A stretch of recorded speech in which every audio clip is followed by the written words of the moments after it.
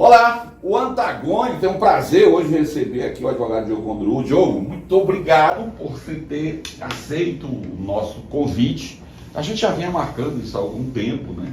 Mas sempre, você está sempre muito ocupado, isso a gente entende. Mas enfim, chegou a hora da gente bater aquele papo descontraído, é sempre importante.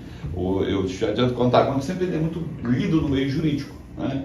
E as pessoas sempre fazem muito, essas entrevistas geralmente são muito assistidas, porque o assunto é interessante. Obrigado novamente, Diogo. Me diz uma coisa, eu queria começar do início, né?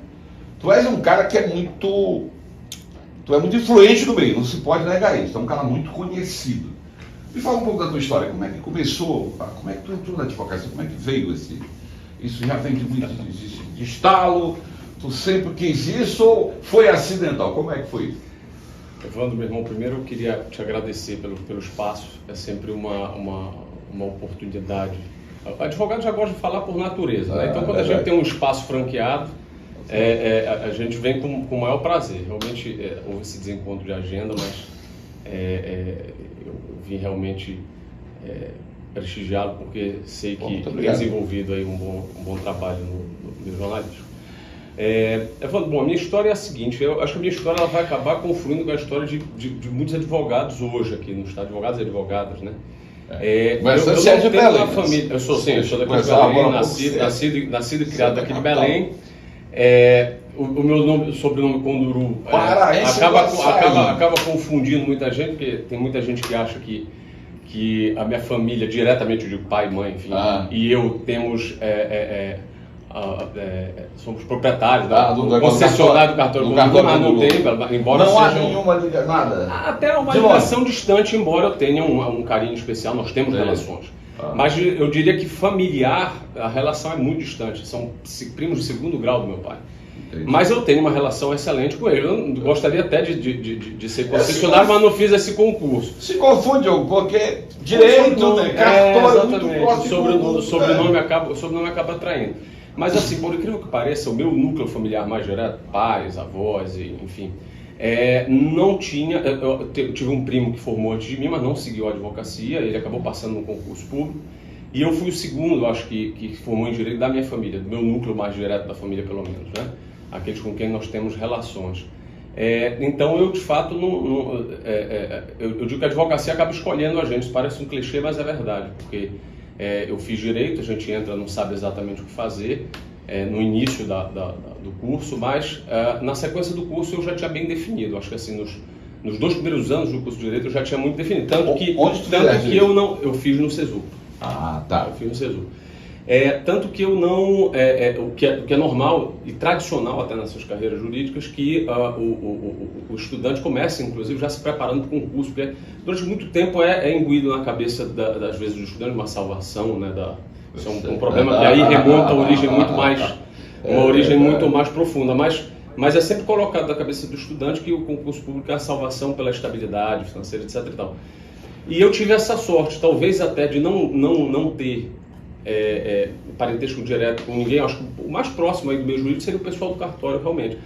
Mas, até por não ter, meu pai nunca me estimulou muito ao concurso público, assim, diretamente. Ele dizia, olha, meu pai é engenheiro florestal, então, quer dizer, ele vem da iniciativa privada totalmente. Então, eu não tive muito esse estímulo em casa, e isso talvez tenha me influenciado de alguma maneira. Mas, nos 2 primeiros anos da faculdade, eu já dizia, e já era o que eu queria efetivamente, ou seja, eu queria realmente advogar. E desde então, meu irmão, já vão quase 20 anos aí, eu vivo eminentemente disso, da advocacia.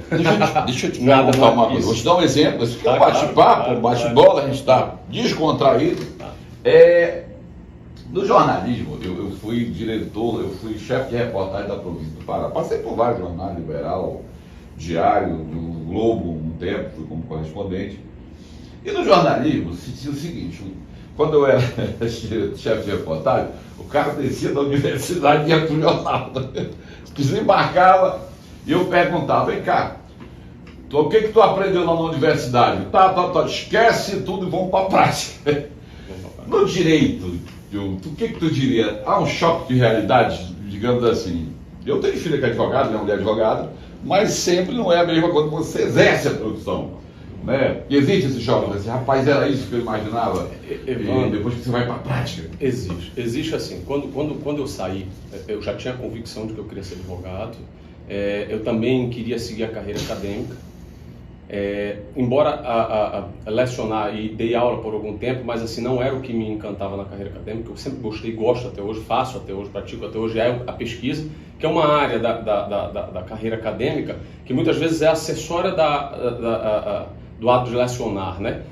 Mas eu acabei meio que me ocupando academicamente só disso. Então, eu estou te falando isso porque, assim, como alguém que gosta realmente da teoria na pesquisa e como alguém que vive da advocacia no dia a dia, eu não te diria que são conhecimentos indissociáveis, mas são conhecimentos que, usualmente, por exemplo, conhecimentos teóricos, usualmente, na advocacia, quando você vai enfrentar alguma tese em algum tribunal superior, ele tem um pouco mais de referencial.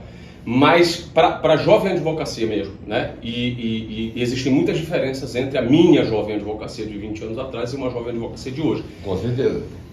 Mas eu diria que, olhando em perspectiva, ou seja, hoje eu consigo olhar o que eu já passei pela advocacia, eu te diria que realmente ela requer a praxis mesmo, ou seja, ela é o dia a dia. Talvez o advogado que não tenha esse contato, ele acabe perdendo um pouco da essência da advocacia. É permitido ao juiz, por exemplo, em algum momento da sua fase, que você está ali no teu trabalho do dia a dia e eventualmente você pode colocar alguma coisa da academia numa decisão ou algo assim, isso é permitido, isso não há mas o advogado, ele, ainda mais hoje, ele é muito vinculado à eficiência, embora a gente seja uma atividade meio, ou seja, a gente não está para garantir o fim, mas acaba que é uma atividade que está inserida no mercado, e ela inserida no mercado, ela acaba te cobrando determinadas regras do mercado.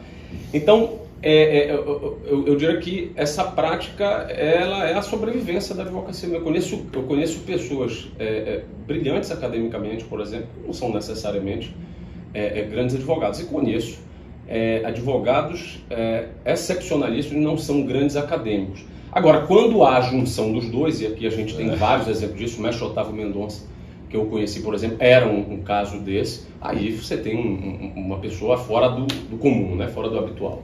Pois mas nesse contexto, eu te pergunto, mas assim, teve algum momento dessa árdua caminhada, que não deixa de ser árdua, né? Sim, claro. Quando você está no direito e tal, tu diz assim, poxa, não era aquilo que eu imaginava. Não foi aquilo que eu digo, mas era isso mesmo, esperar esses, digamos assim, esses entraves que a justiça tem hoje, que a gente vê esses andamentos de processo, que o advogado sofre muito com isso. Na verdade, quando não existe uma reforma clara e objetiva nesse sentido, o advogado sofre bastante, e isso às vezes acaba culpando o juiz, acaba culpando o promotor, acaba culpando o sistema.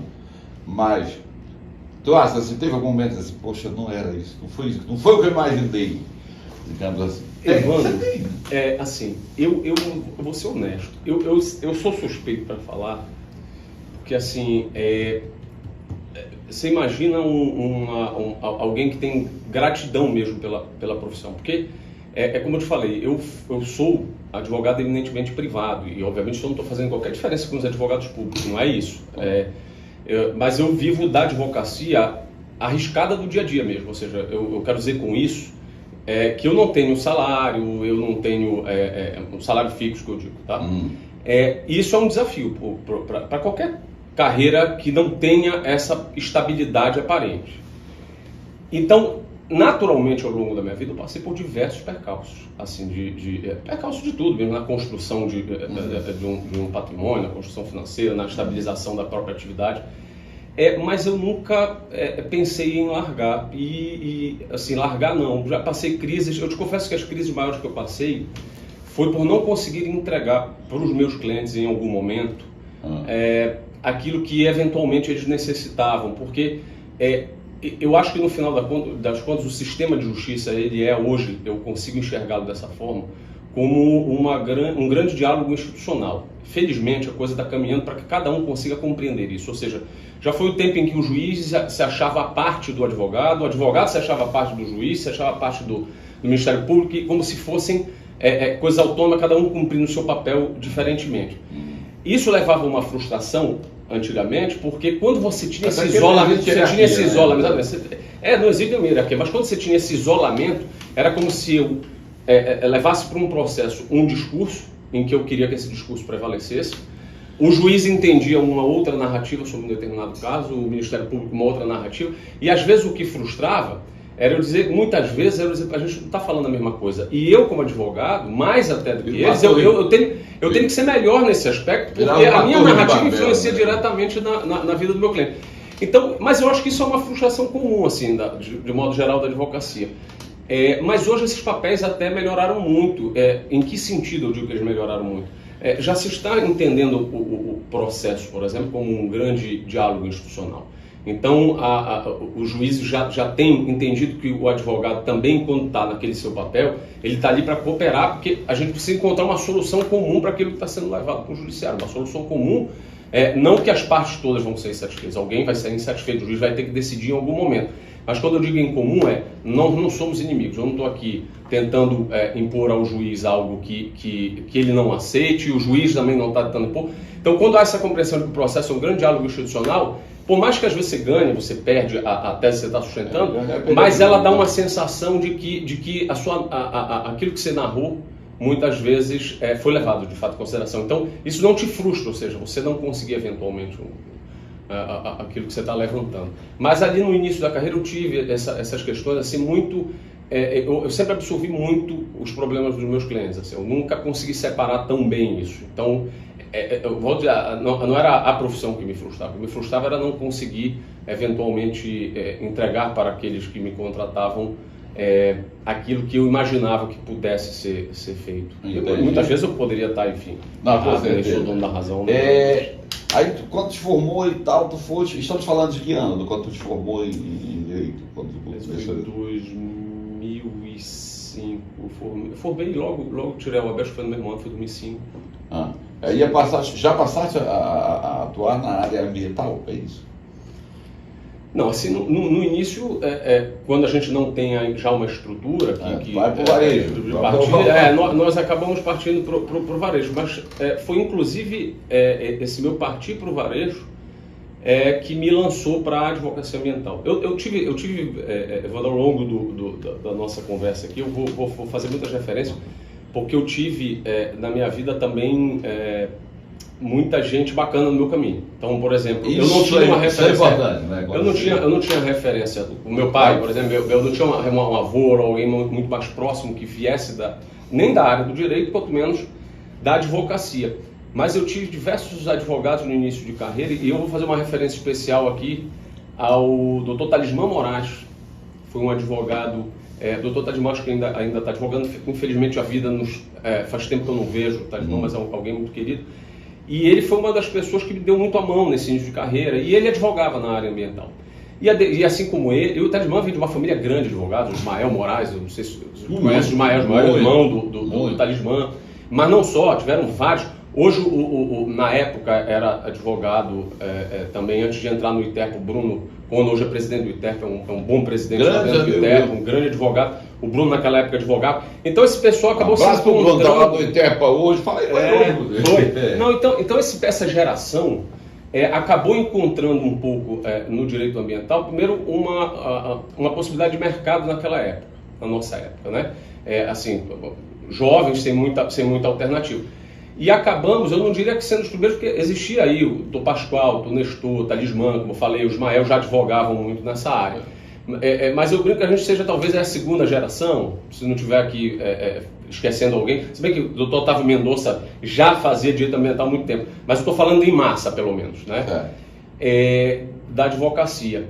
E aí, depois dessa minha geração, hoje o Bruno está lá dentro do ITERP, a gente tem colegas, o Rogério Friza está dentro da Procuradoria do Estado, são pessoas que advogavam nessa época.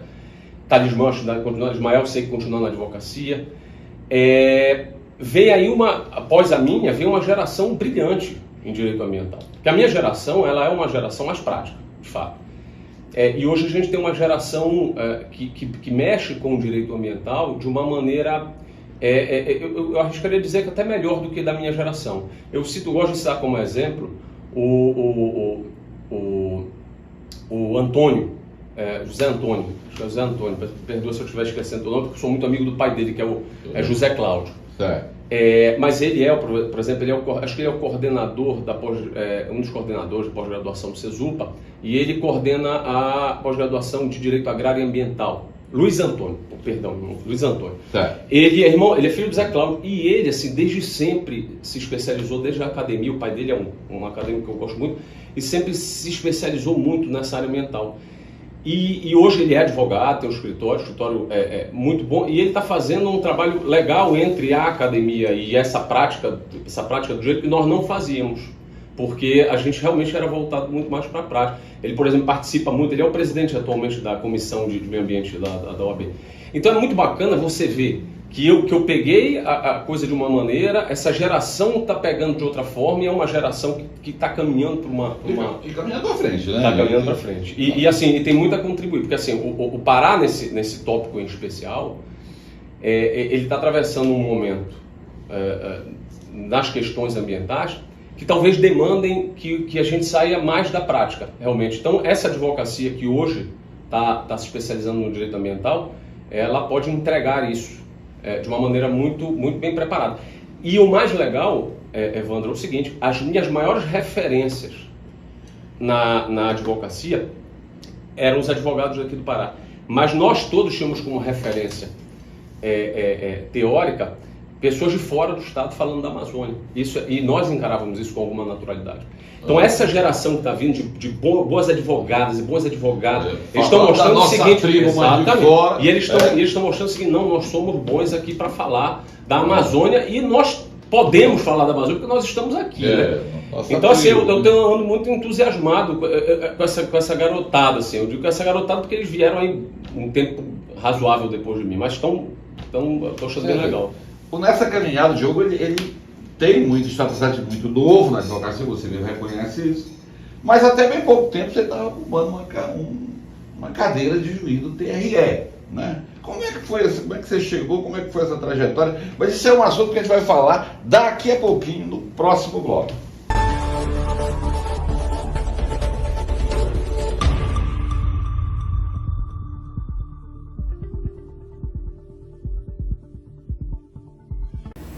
De volta aqui na entrevista com o Diogo Conduru, e a gente está conversando sobre a trajetória. Agora vamos falar um pouco de Tribunal Regional Eleitoral do Pará.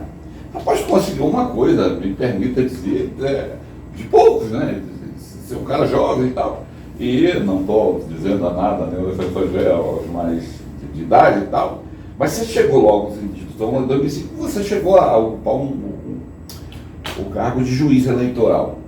Isso foi uma vitória, né? Como é que foi isso, Diogo? Evandro, eu te afirmo, sem qualquer medo de errar, que foi uma das experiências mais gratificantes da minha vida mesmo. Passar ali pela Justiça Eleitoral. Eu passei lá por um momento no Brasil, um momento confuso no Brasil. A Justiça Eleitoral acabou, e eu sem qualquer juízo de valor, mas ela acabou entrando em evidência do debate político. Eu não lembro quando isso possa ter ocorrido em outro momento, né? É verdade. Então, a Justiça Eleitoral, ela é um acessório, ela geralmente é na música, né, você tem sempre o ritmista, ou seja, aquele que dá o ritmo ali para a banda, mas ele já dá o tom, mas ele geralmente não aparece, embora tenha um trabalho fundamental. A Justiça Eleitoral, eu faço essa metáfora, porque, via de regra, a Justiça Eleitoral ela é um instrumento, ou seja, ela não aparece como um ator do debate político. Ela está ali para coordenar, para ordenar, para que esse debate também não saia, enfim, por razões históricas que a gente tem já há muito, ele não saia de uma determinada ordem de coisas. E aí, de repente, a Justiça Eleitoral se viu no meio, no centro do debate eleitoral, ou seja, como um ator, uma instituição que passou a ser parte de um debate político, né? E aí eu digo assim, eu tive primeiro, eu sou muito grato por ter passado pela Justiça Eleitoral, e esse período especialmente, ele acabou fazendo com que a instituição também se fortalecesse internamente. Então, agora, como cheguei na Justiça Eleitoral, naquele momento em que eu me inscrevi... Fosse pelo Quinta, porque na verdade, a gente acaba relacionando a vaga do Quinta. mas as 2 vagas que existem na Justiça Eleitoral, elas são para juristas. No entanto, o requisito é ser advogado e advogar há mais de 10 anos. Então acaba que tem que ser advogado, mas a vaga, a Constituição diz que é jurista, ou seja, tanto que a OAB ela não tem uma participação direta na escolha da Essa é você esclarecedor, porque muita gente confunde. Não, a OAB não participa. São vagas de juristas. São vagas de juristas. Então, a inscrição ela é feita direto no TRE por todos que aqueles advogados preencham os requisitos. E o Tribunal de Justiça jurídico. Isso, exatamente. É mais de 10 anos. E aí o Tribunal de Justiça escolhe os 3 e manda para o TSE. Em alguns estados, há uma, vamos dizer assim, o TRE franqueia a ordem dos advogados, não a indicação, mas a sugestão de nomes. Isso já ocorreu aqui no passado, por exemplo, mas nada que vincule o tribunal. Há estados, inclusive, que a votação sequer é publicada, por exemplo. Os membros do tribunal, os desembargadores e desembargadoras, se reúnem, cada um fala ali o advogado ou advogada que acham que pode ser, e fazem ali uma votação e, por exemplo, no Supremo Tribunal Federal ocorre dessa forma. Quando abre uma vaga, por exemplo, para o TSE, não existe uma inscrição. Eu até posso mandar um e-mail dizendo que eu tenho interesse, mas não existe uma inscrição. Então, teoricamente, se o candidato for ao TSE, eu preciso que pelo menos algum ministro ou uma ministra conheça o meu trabalho, e ali naquela sessão onde eles vão escolher, surge o meu nome para que ele seja votado. É bem da verdade que nos últimos tempos eles têm até franqueado um e-mail para que os interessados mandem e tal, mas a verdade é que não é uma inscrição formal. Então o TRE, em alguns estados, segue essa mesma lógica do Supremo. Aqui do estado do Pará, a gente tem até uma regulamentação, mas assim, a OAB não tem participação direta. Pode até sugerir, pode até publicar, divulgar, mas não tem uma participação direta na vaga. Mas logicamente que todos que estão lá no quinto, e assim foi comigo, e assim com os colegas que estão lá, a gente tem um pertencimento à advocacia, né? A gente está lá. Eu queria que tu falasse sobre. Olha o que eu estou te perguntando. Tu disse assim que tem um foco muito grande na área mental, correto? Isso. E nesse momento, como foi isso? Tu resolveu concorrer, foi indicado, olha, tem que ser você. Como é que foi? Como tu andava quando tu disse, olha, tu vai ser juiz do TRE? Então, isso daí foi o seguinte, antes da pandemia, a minha primeira inscrição para o TRE foi bem antes da pandemia. Eu conversando com alguns colegas e colegas que, Rafael Fecur, por exemplo, hoje é juiz titular, nós conversamos a primeira vez isso juntos, por exemplo. Lá atrás tem muito tempo. Ainda era aquela fase do governo de Dilma Temer, ali mais ou menos no meio daquele alvoroço. E o Rafael já tinha concorrido. Nós somos muito amigos e o Rafael... Vocês dois ficaram juntos lá pela vaga de jurista, não foi? Pois coincidências da vida, né? Porque inicialmente não estava nenhum dos dois. O Rafael já tinha se inscrito e aí ele comentou comigo e eu disse, pô, interessante, eu acho que é uma forma da gente retribuir de alguma maneira para a sociedade. Eu, como eu te falei no início da entrevista, eu realmente sou muito grato à advocacia. Então, o que eu puder fazer mesmo para retribuir para a advocacia, ainda que seja para a sociedade ou para a advocacia de uma maneira mais direta, eu vou fazer. Aproveitando aqui um abraço do Rafael Fecuri, vou contar com o nosso amigo que vai trazê-lo aqui para esse bate-papo, tenho certeza. E aí é engraçado, aí eu estou dizendo isso porque é uma curiosidade mesmo. Lá atrás, então, o Rafael já tinha participado de um processo e ele me disse, pô, interessante e tal. E eu me inscrevi numa lista, na mesma lista que ele, inclusive, ele já tinha passado por não tinha sido escolhido, e aí nós nos inscrevemos juntos, uma lista substituto.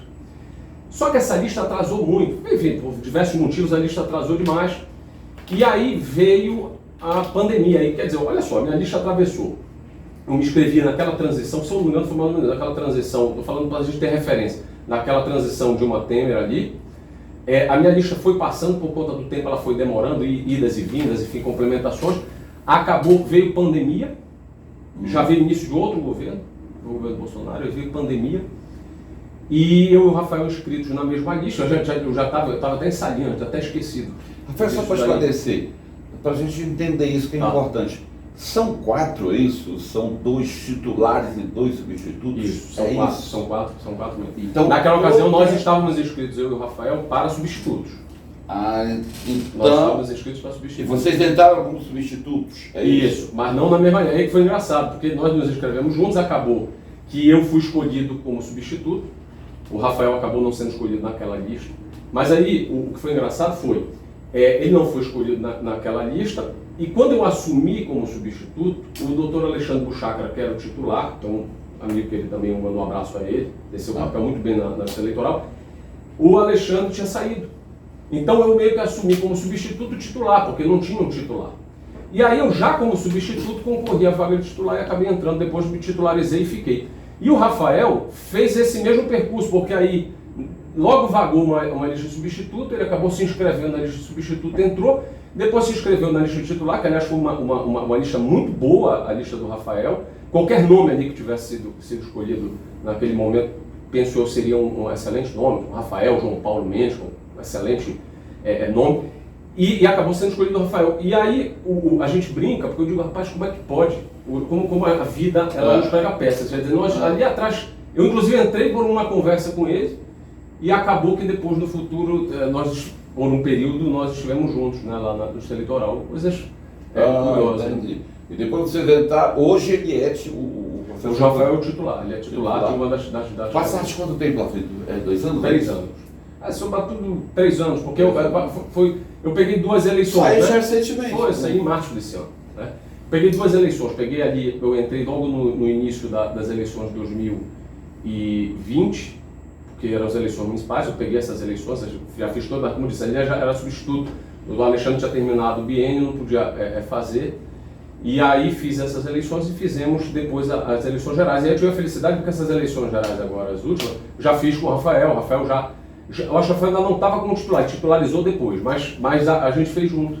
E esse eu digo, e a gente brinca, porque eu digo, cara, parece ter muito dessa história, né? Eu falo isso em Brasília, os caras acham curioso. Eles dizem, rapaz, se nós tivéssemos combinado não ia dar certo. Era mais ou menos por aí. Mas se a gente tivesse combinado não tinha dado certo. Não daria. Me diz uma coisa, como é que dentro, vamos falar agora, na cadeira, dificuldades, me diz a experiência, me fala da experiência de ser juiz. Passou muitos processos, você teve que voltar em muitos processos, deve ter sido relator de muitos processos. O que tu me diz? Como é porque uma coisa é advogado, outra coisa está do outro lado. Totalmente Está do outro lado, uma coisa para esperar uma decisão. Dar uma decisão e outra coisa esperar uma decisão. Totalmente diferente. O que tu diria? Eu diria o seguinte, nós temos formações de vida, a profissão nos dá formações de vida com perspectivas diversas, sobre o mesmo fato. A gente olha a mesma coisa e o advogado e a advogada eles vão ver de uma maneira, a juíza vão ver de outra e assim sucessivamente. Então essa é uma primeira dificuldade. Mas o TRE talvez, o que seria a dificuldade, de fato, acaba se tornando a grande vantagem daquele tribunal. Porque ali você tem, é formado por um juiz ou juíza de carreira federal, por 2 juristas, 2 desembargadores ou desembargadoras, e 2 juízes de direito da justiça estadual. Né? Então são 7 membros no total do tribunal. Então olha a quantidade de diversidade que existe na visão do julgamento de um único processo. Né? Você tem gente vindo de todos os prismas. E aí a justiça eleitoral, além disso, ela tem um diferencial da celeridade. Então, o que eu pude realizar ou me realizar como profissional dentro da justiça eleitoral que de alguma maneira me deu satisfação.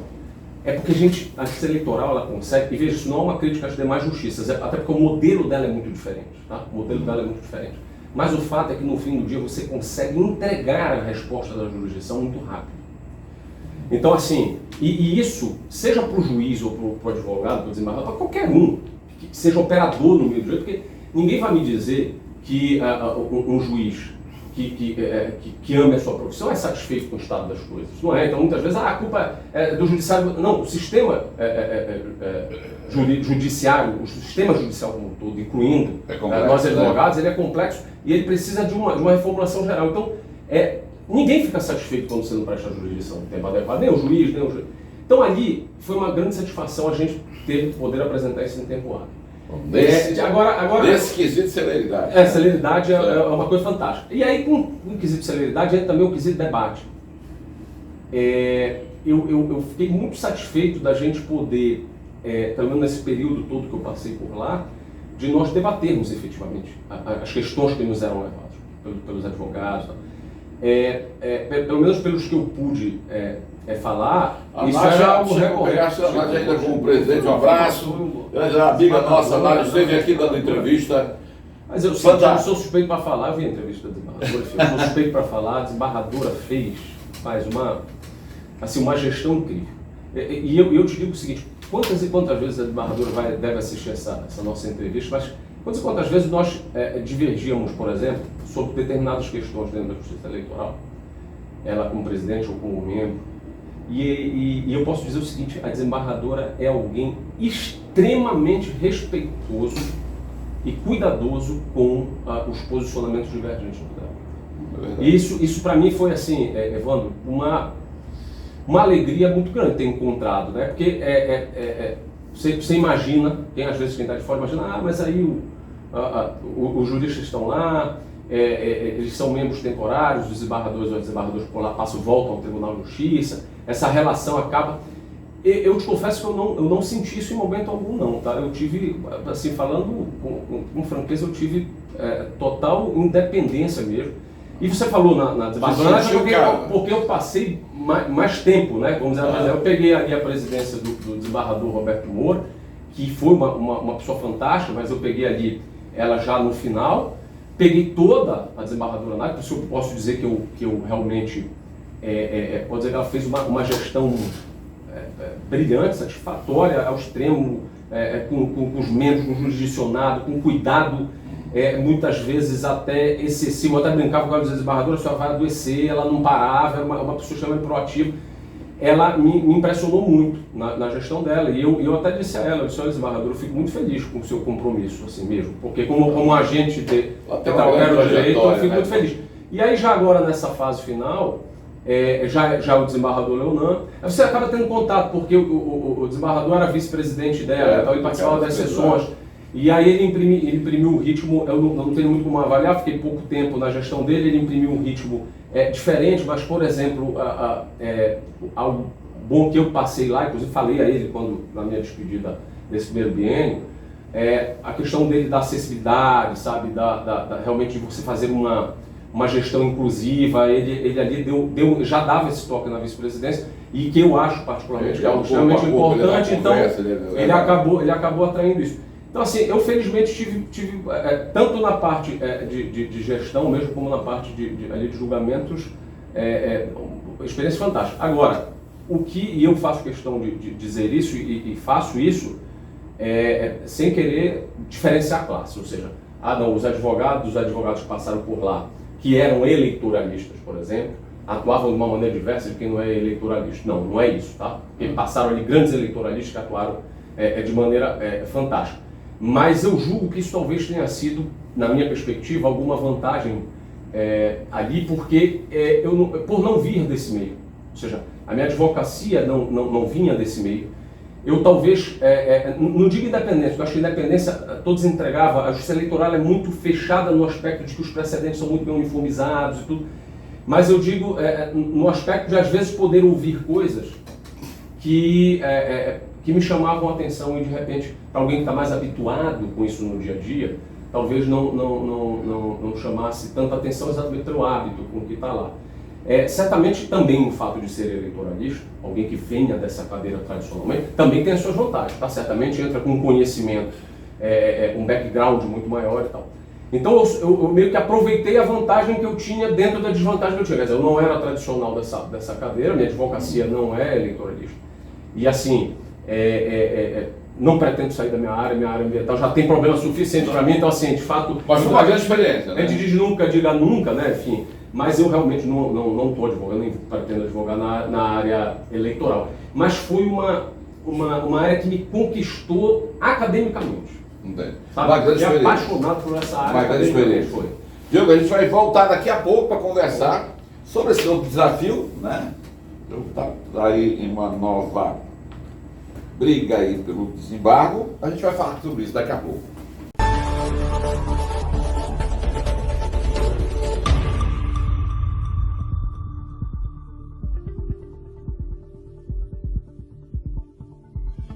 Estamos de volta aqui esse agradável bate-papo aqui com o Diogo Conduru, esse camarada que conhece a advocacia da sala para a cozinha. Pois lá da idade, Diogo, vamos falar agora. Você saiu do TRE e já está numa nova caminhada, é isso? O Antagonista, inclusive, registrou essa informação aí. Isso. Você já está. Você não para, né? Você já está caminhando para um novo desafio, que é o desembarque. Como é que é isso? Me fala dessa história. Na Justiça Federal, né? Na vaga do TRE-FIU. Evandro, a gente, como eu te falei lá no início, o que me levou à Justiça Eleitoral foi exatamente uma forma que eu encontrei de retribuir para a advocacia mais diretamente, que é quem deu tudo que eu tenho na vida, deu no sentido de a partir dela foi que eu consigo até hoje o meu sustento. E eu encontrei no TRE uma forma de retribuir isso. Algumas questões que eu julgava ali serem importantes consegui defender boas bandeiras ali dentro do tribunal. E algo que sempre, como a Justiça Eleitoral ela é uma Justiça Federal, né? Você está em contato com o contexto dos demais estados, eu comecei a perceber o quanto de subrepresentatividade o nosso estado tem dentro de tribunais importantes. Eu cito dois exemplos aí. O Tribunal Regional Federal da Primeira Região, que envolve 14 estados, ou seja, é o maior tribunal regional do Brasil, né? Ele envolve 14 estados, ele engloba todos os estados da região norte, 3 estados do Nordeste, Maranhão, Piauí e Bahia, ainda tem o Mato Grosso e ainda tem Goiás e Distrito Federal ali no Centro-Oeste. Então observe o seguinte, até bem pouco tempo atrás tinha Minas Gerais que saiu para o TRF6. E eu comecei a perceber, e eu volto a dizer o seguinte, Evandro, porque é de fato um dado importante. Quando você diz assim, há uma subrepresentatividade, não quer dizer que quem esteja lá representando os outros estados não tenha capacidade para aquilo. Não é isso. Pelo contrário. Eu estou disputando um tribunal que eu posso te dizer o seguinte: ninguém que vai disputar esse tribunal tem problemas técnicos. Ao contrário. Todos os advogados e advogadas se inscreveram, salvo engano, são 21 inscritos dessas regiões, né? Todos os que se inscreveram têm capacidade técnica, plenamente, assim, não há o que discutir. Vai entregar um trabalho técnico de excelência, todos que tiverem. A minha questão é assim, Amapá, é isso? Não, a Amapá está dentro, são 14 estados. Não, você está com o TRT. Desculpa, é verdade. Seu TRF são 14 estados. São nesse... Amapá também. Então são 14 estados, bem. Então você imagina o seguinte, olha a minha preocupação. Nós temos uma subrepresentatividade do norte de uma maneira geral. Certo. Do norte de uma maneira geral. E especificamente do Pará, maior ainda. Quem nós temos como representante do Pará hoje dentro do tribunal é o desembargador Daniel Paz Ribeiro, que se aposenta agora em julho. Embora nascido no estado do Piauí, mas o próprio doutor Daniel se reconhece como paraense e eu acho que não há quem não o reconheça. Ele dá tamanho a forma de pertencimento que ele tem por esse estado. Então, eu não arriscaria dizer que nós não temos um representante do estado, nós temos o doutor Daniel, que, aliás, nesse passado é competentíssimo. O doutor Daniel está se aposentando agora. E aí, quando você vai olhar o tribunal a partir de bancadas, você vê que o Maranhão tem 3 representantes, você vê que, salvo engano, Goiás são 8 representantes, Bahia mais não sei tanto, e aí você começa a ver assim, bom, quando eu trago essa fatia para cá para o norte, salvo engano, nós temos um representante no Amazonas e uma representante no Acre. Tá? Quando de representação não necessariamente vem da OAB, vem da magistratura, vem do Ministério Público, vem da OAB, composição total do tribunal. E aí, o que eu passei a perceber é o seguinte, Evandro, olha, tecnicamente nós temos qualidades, assim como todos esses colegas estão disputando Brasil afora. O que diferencia talvez a gente? Não são as bandeiras que nós defendemos na advocacia, mas que mãos vão levar essa bandeira. Porque olha, eu nasci aqui em Belém, eu fiz a minha advocacia dentro do estado do Pará, basicamente no interior do estado, advocacia ambiental. Então eu posso dizer o seguinte, não tem como alguém que tenha nascido num outro estado ter a mesma perspectiva sobre as coisas do que eu que nasci aqui. Ou seja, na verdade eu teria até dificuldade de ter perspectiva diferente da nossa. Como diria Fafá de Belém, eu sou de lá. Eu sou de lá. Então, veja, sabe aquela história de... É muito lindo discutir a Amazônia, mas é melhor discutir a Amazônia com a gente presente, né? De dentro, né? Exato. De preferência que nós estejamos nesse debate. Então, veja, a minha ideia é exatamente essa, porque você leva a um tribunal, que é um tribunal com uma amplitude imensa de regionalidade, também a sua perspectiva. Eu estaria aqui dizendo o contrário, se esse tribunal fosse formado eminentemente por juristas paraenses, eu diria, olha, precisa agora de gente dos outros estados, não é verdade? Então vejam, o Pará hoje é um estado importantíssimo na região norte, economicamente, salvo engano, posso estar errado nesse dado, mas eu acho que é um estado que tem o maior número de processos na região norte, na Justiça Federal. É um estado que tem, salvo engano, também a maior população da região norte. Então veja assim, nós temos aqui as qualificações possíveis e indispensáveis para ter representantes e representantes. Ou seja, não estou dizendo ali, eu de repente se conseguir, posso ser um abre-ala, mas a minha ideia é que o Estado tenha vários representantes, porque a gente precisa ter essa visão de mundo inserida em quem nos julga também. Entende? Quer dizer, nós estamos sendo julgados. São juízes e juízes, desembargadores e desembargadores competentíssimos, ninguém tem que falar disso daí, mas você sabe que às vezes o nosso divergir parte da perspectiva, do ponto de vista, né?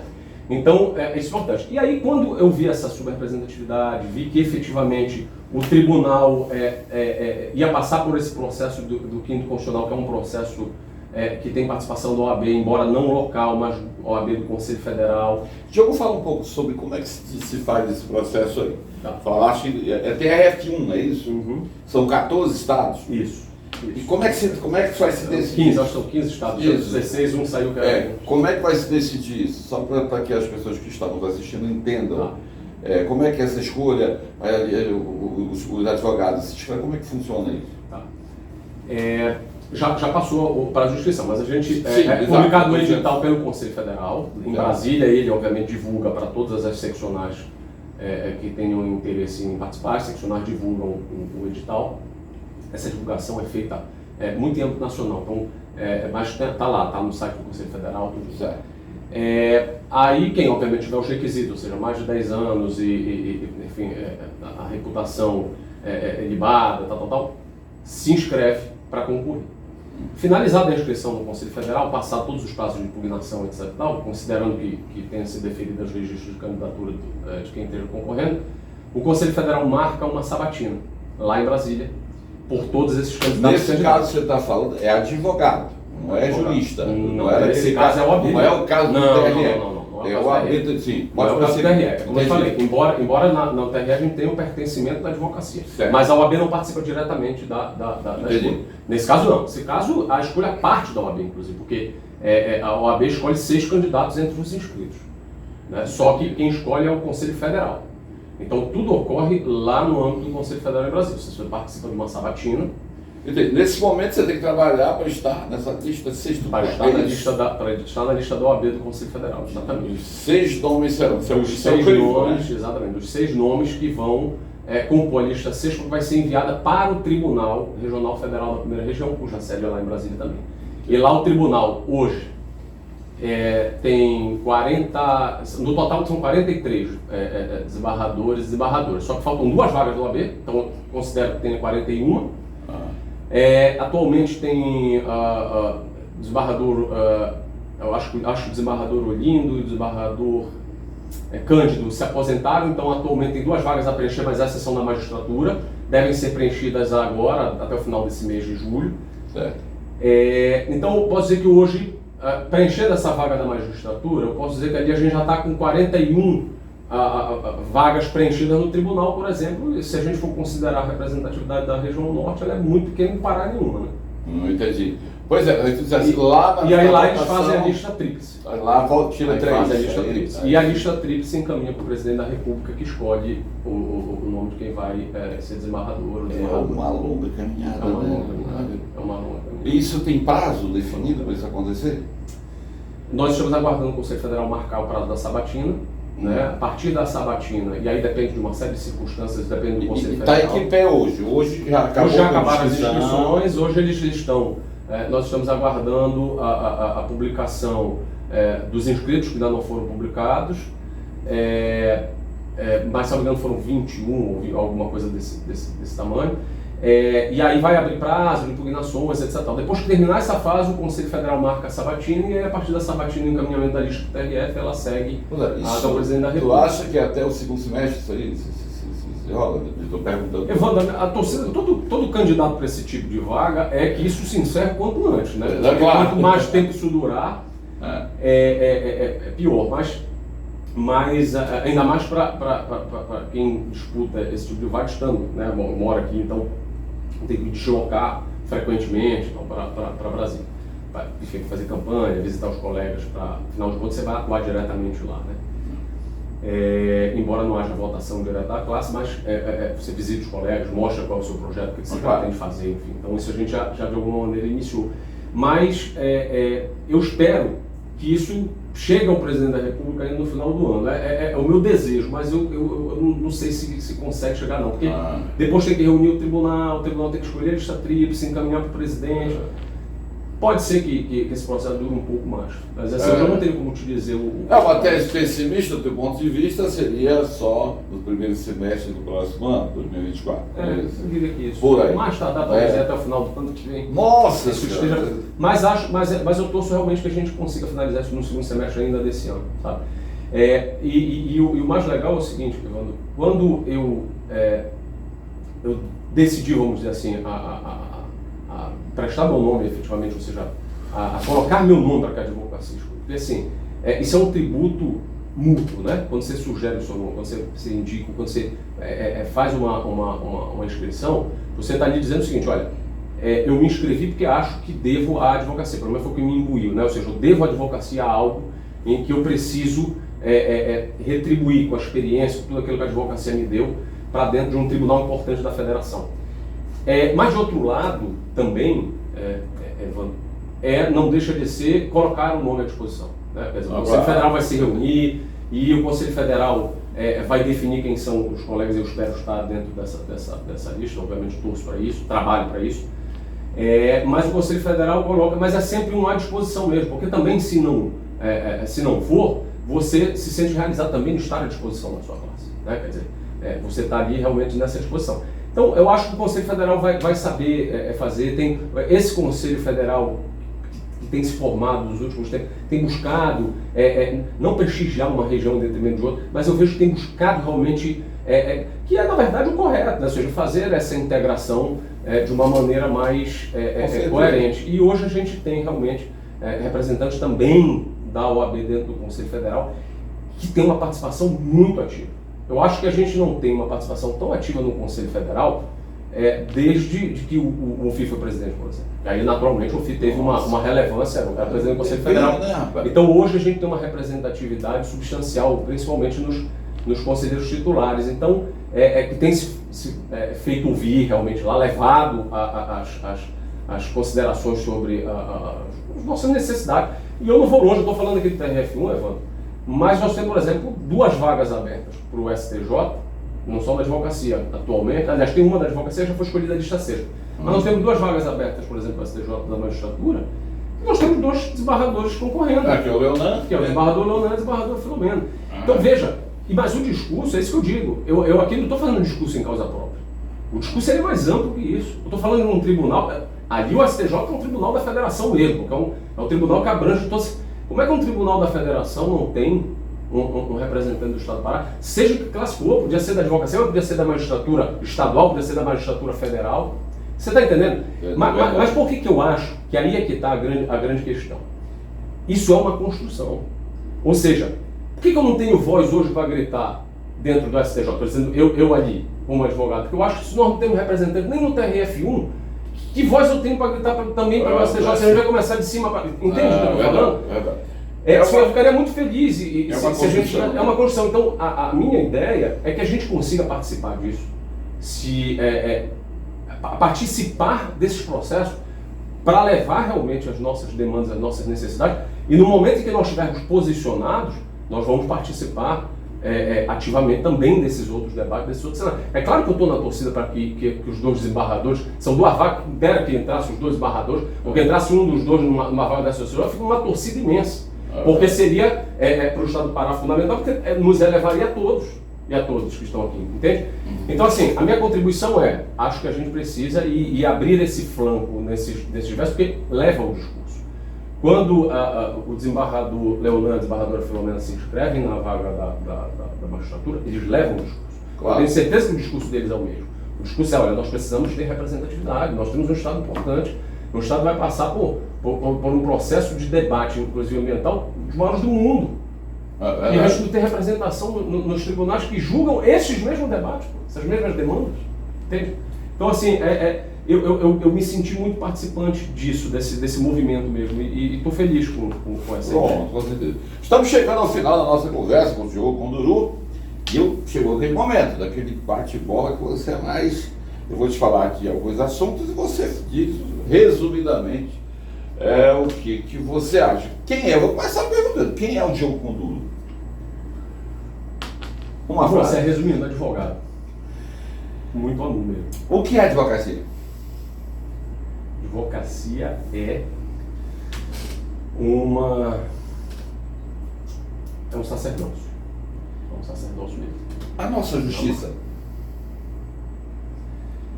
Evandro, tem, eu posso dizer como alguém que já vai ali e vi, como eu disse, advoga diariamente, tem melhorado, se for comparar, se meu referencial for o que eu vi no início da vida para cá, tem melhorado bastante. Agora, ainda resta muito a melhorar e, principal, quando eu digo a justiça, é o sistema judiciário inteiro. Ou seja, eu não posso isolar esse sistema judiciário. Isso não pode ser culpa de um tribunal, isso não pode ser culpa da advocacia, isso não pode ser culpa do Ministério Público. Isso é concorrente. Nós temos que trabalhar juntos. O sistema judiciário, que no final do dia, todos vivemos dentro do sistema judiciário por uma coisa muito simples, entregar a jurisdição. Então, se ele não está entregando a jurisdição, está todo mundo errado. Grande jurista, um grande jurista. Dois, para não ser. Otávio Mendonça e Zeno Veloso. Para ficar com os daqui da terra que tem... Eu não poderia deixar de fechar esse bloquinho aqui sem falar de leis ambientais. Claro. O que você me diz? A legislação ambiental. O que você acha? Que falta? Que precisa? Nós temos uma legislação ambiental avançada. Em termos de legislação ambiental, nós temos uma legislação realmente avançada. Talvez o que falte, e que essa seja a principal função da COP, da minha perspectiva. Eu vou dar um exemplo aqui, e isso eu vou precisar de um tempinho mais, porque é mais complexo. Você imagina, agora o Congresso está enfrentando o tema da reforma tributária. Você imagina o seguinte, quando eu vou fazer uma grande reforma, quando eu vou iniciar uma mudança de paradigma muito grande, eu tenho atores de diversos vieses e perspectivas, naturalmente, defendendo o seu sentido sobre as coisas, ou seja, aquilo que vê da vida realmente. Então você imagina o quanto é difícil que esses atores entrem num consenso. Daí porque é impossível um projeto dessa envergadura entrar de um jeito e sair do mesmo jeito. Ele é cheio porque, naturalmente, se não for dessa forma, você não consegue aprovar. Tem um livro muito bom do presidente Sarney, que fala sobre aquele processo da Constituinte de 88, e é um livro muito legal porque ele mostra muito como foi esse processo de negociação. Mas onde é que eu quero chegar? O que facilita esses atores a chegarem em determinado consenso? Falou o livro do Zé Sarney, lê o Código da Vida do Salvador. Já li Salvador. Também é muito bom, mas continua. Então vamos lá. Então, que na verdade nem é um livro do Sarney, é um livro de entrevista de 1988, com entrevista desde dos constituintes, inclusive o presidente Sarney. Mas é um livro que aí você consegue entender como foi aquele processo da Constituição de 88. Mas veja, ali eu aprendi uma coisa fundamental e que eu trago realmente para a vida institucional de uma maneira geral. O que facilitou muito vamos dizer, esses acordos serem feitos de uma maneira mais dinâmica, mais rápida, foi a participação da imprensa. Às vezes não a imprensa, que tem uma frase que se atribui ao Chaplin, que eu gosto muito, que diz assim, a vida ela é de perto, ela é uma tragédia, de longe ela é uma comédia. E eu gosto de fazer essa metáfora para o jornalismo. Você tem um jornalismo mais próximo, que está ali realmente falando das mazelas diárias e tal, e você tem aquele jornalismo um pouco mais abrangente, que está ali tratando de temas mais abstratos. Então, os dois jornalismos funcionaram nesse processo de 88, por exemplo, como um redutor de conflitos. Por quê? Porque quando a imprensa ela se posicionava a favor de um determinado tema, aqueles que eram resistência àquele tema tinham que resistir menos, porque senão ficavam mal na foto. E é muito engraçado isso no livro. E por que eu estou te falando isso e fazendo referência à COP? Porque eu acho que ela ainda tem esse papel, porque muitas coisas aqui dentro do nosso Estado, eu acho que a gente tem uma visão muito boa, eu estou falando de visão institucional mesmo, do poder público de uma maneira geral, muito boa de como as coisas devem se organizar aqui no meio ambiente, fazendo esse equilíbrio mesmo entre o desenvolvimento dessa comunidade local, o desenvolvimento dos Amazônios, mas também com a preservação do meio ambiente, mas aí também não pode preservá-lo se nós não temos condições de sobreviver. Enfim, esse é o núcleo gestor principal, esse é o grande desafio desse equilíbrio. E esse equilíbrio muitas vezes ele não consegue chegar porque esses atores não têm o constrangimento do consenso. Então às vezes você tem um projeto de lei muito bom, mas aí na hora de uma eventual execução, vamos dizer assim, os mecanismos ambientais institucionalizados encontram barreira, porque quem pensa diferente, não, eu não vou, e aí há uma resistência, e aí eu não posso avançar tanto. Chega novamente na torre de Babel, exatamente. Não fala a mesma língua. Eu nunca achei que o problema fosse a legislação. Eu acho que o problema são, e também não acho que a resolução então a visão do Estado é a visão correta, ou a visão do empresário é a visão correta. Não, esses atores eles precisam entrar num consenso. E nós talvez nos estivesse faltando um catalisador para que esse consenso chegue mais rápido. E eu acho que a COP ela foi, no momento que é fixada a data, no dia seguinte já se abre os debates. Né? Se você for procurar aí, a Belém já é debatida, se discutindo os problemas da cidade, em todos os lugares. E naturalmente vai chegar um momento em que o principal debate vai ser exatamente esse. Agora, ele não vai ser, é isso que eu digo, quer dizer, ele não vai mais ser sem a nossa participação. Pelo contrário. Então assim, nossa, que eu digo, somos nós mesmos, são pessoas que operam direito, são jornalistas, é a sociedade civil que se organiza, são as vozes de quem está, dessas comunidades que estão lá dentro nas florestas, dos povos indígenas, da indústria da madeira, da indústria do agronegócio. Ou seja, nós temos que conviver. E então, para mim, assim, agora sendo mais objetivo, o nosso problema nunca foi a legislação. Nunca foi. Nosso problema é como organizar esses atores e eles cooptarem. Diogo, foi um prazer imenso te receber aqui. Eu te desejo sucesso nessa caminhada. A gente sabe que ela não é fácil, né? Mas a vida é feita de desafios. E eu deixo aqui para os nossos amigos do Tabrônimo as tuas últimas palavras aí, o teu recado para as pessoas que estão nos assistindo. Meu amigo, primeiro eu queria te agradecer o espaço, já te falei, a advogado adora falar, então quando a gente tem um espaço de fala, a gente é por isso que nas sustentações orais, quando termina apita, porque se não tiver um prazo lá e não terminar, nós vamos falando. Claro, com certeza. Mas assim, além de te agradecer o espaço, eu acho que você acaba representando uma mudança desse paradigma da nova era, da nova forma da informação, né? Então, você vê aqui, a gente está aqui gravando, você vai colocar isso na internet, depois vai ter acesso, ou seja, eu gosto de usar a metáfora, você já deve ter lido o Admirável Mundo Novo, né? Do Rush, e é a metáfora que eu gosto de dizer, nós vivemos hoje um admirável mundo novo, a gente só não sabe exatamente como ele vai se comportar, ele está tentando decifrar ele em tempo real, ou seja, é uma geração diferente de todas as outras. Mas, de uma maneira geral, nisso eu posso dizer que é muito bom, assim, embora a internet tenha trazido, e eu passei por isso, dessa discussão grande das conhecidas como fake news, mas de uma maneira geral também trouxe muita coisa boa, como a gente poder ter esse espaço. Veja, às vezes até se faz, para usar o antagonismo entre as grandes mídias, na verdade não existe, os papéis hoje são diversos. Então, cada uma são espaços diversos. Então, assim, a gente tem que ver a coisa da seguinte forma: que bom que se criou mais esse espaço. Por que não se tirou um espaço? Os grandes mídias têm seus grandes espaços. Então, eu queria te agradecer e te incentivar, nessa série de entrevistas, dizer que não vou dizer que vi todas, mas vi uma entrevista muito boa com a desembargadora Nádia, vi a entrevista com o presidente da MEP, também gostei muito. Parabéns. Obrigado.